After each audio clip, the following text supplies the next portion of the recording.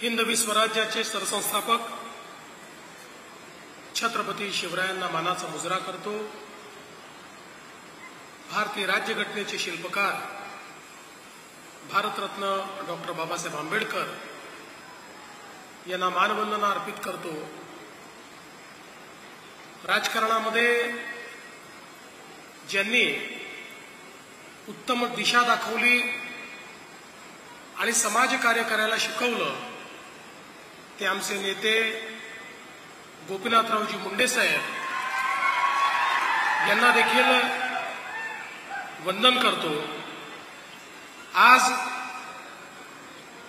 रेल्वेच्या उद्घाटनाच्या निमित्ताने मंचावर उपस्थित असलेले राज्याचे लोकप्रिय उपमुख्यमंत्री आणि आपल्या जिल्ह्याचे पालकमंत्री माननीय अजितदादा पवार, मंत्रिमंडळातील आमच्या सहकारी आणि ज्यांनी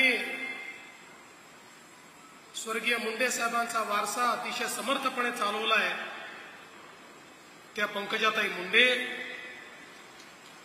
ज्येष्ठ खासदार रजनीताई पाटील, आपल्या जिल्ह्याचे खासदार बजरंगअण्णा सोनवणे, आमचे मित्र आमदार धनंजयजी मुंडे, आमदार विक्रमजी काळे, आमदार नमिताताई मुंदडा, आमदार विजयसिंह पंडित, भीमरावजी धोंडे, समीरजी काझी, शंकरजी देशमुख, केशवराव आंधळे, राम कुलकर्णी, धर्मवीरजी मीणा, जितेंद्र पापळकर, वीरेंद्रजी मिश्रा, विवेक जॉन्सन, नवनीत कावत, मनिंदर उत्पल, श्यामसुंदर गुप्ता, मंचावरील सर्व मान्यवर आणि उपस्थित सर्व भगिनी आणि बंधूंनो, आज खरोखर बीडच्या जनतेकरता हा स्वप्नपूर्तीचा योग आहे।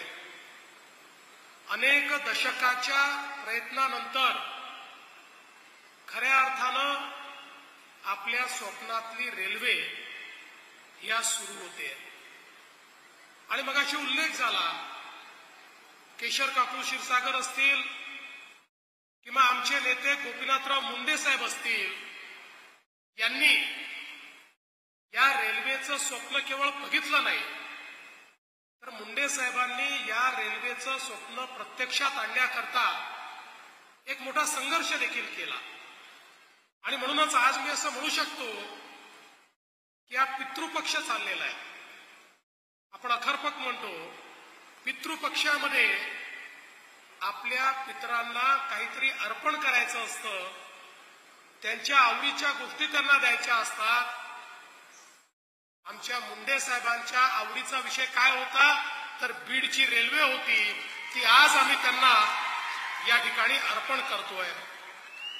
खरं तर मागच्या काळामध्ये आम्ही न्यू आष्टी ते अहिल्यानगर 2023 साली त्याचा शुभारंभ केला होता आणि आता बीडपर्यंत आपण या ठिकाणी पोहोचलेलो आहोत।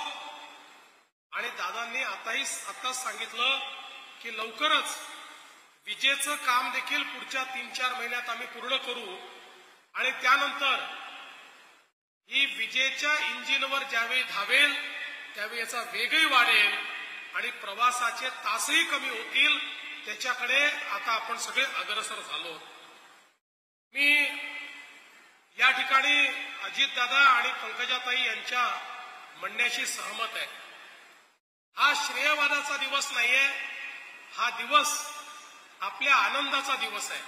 आणि म्हणून ज्या ज्या लोकांनी, शेवटी जगन्नाथाचा रथ आहे, तो रथ ओढत असताना अनेक लोकांचे हात लागतात, त्यामुळे ज्या ज्या लोकांनी प्रत्यक्ष अप्रत्यक्ष या कामामध्ये त्या ठिकाणी मदत केली असेल त्या सगळ्यांचे मी मनापासून आभार मानतो, त्यांचं अभिनंदन करतो।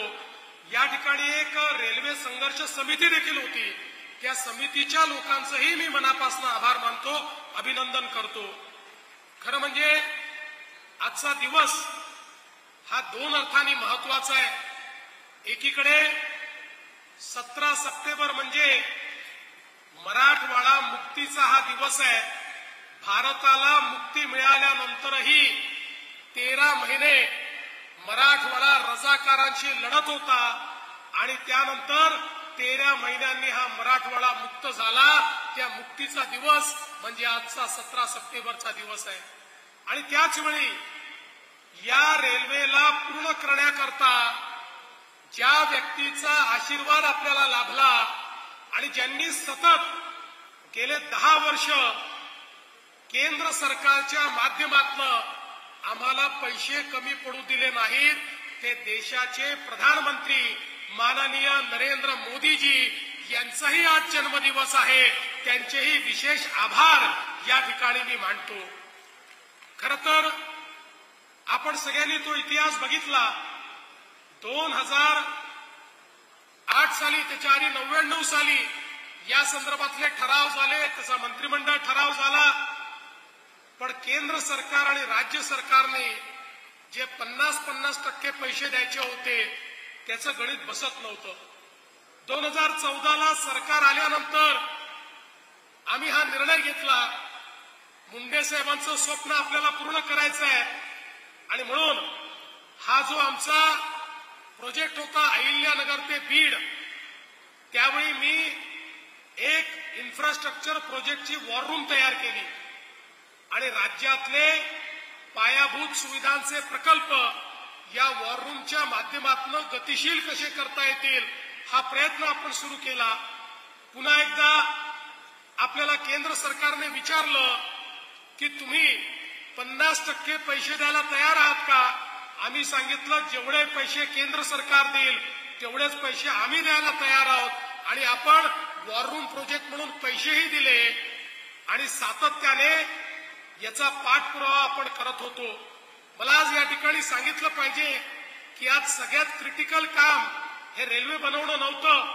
यातलं सगळ्यात क्रिटिकल काम हे जमिनीचं संपादन होतं आणि जवळपास वॉर रूमच्या 8 बैठका या जमीन संपादनाकरता आपण केल्या, ज्यामध्ये पंकजाताई होत्या, ज्याच्यामध्ये प्रीतमताई होत्या, ज्याच्यामध्ये मोठ्या प्रमाणात इथले सगळे कलेक्टर्स होते, इथले अधिकारी होते आणि त्या माध्यमातून या लँड ऍक्विजिशन मधले सगळे अडचणी आपण दूर करत गेलो आणि त्यातनं हळूहळू ऍक्विजिशन सुरू झालं.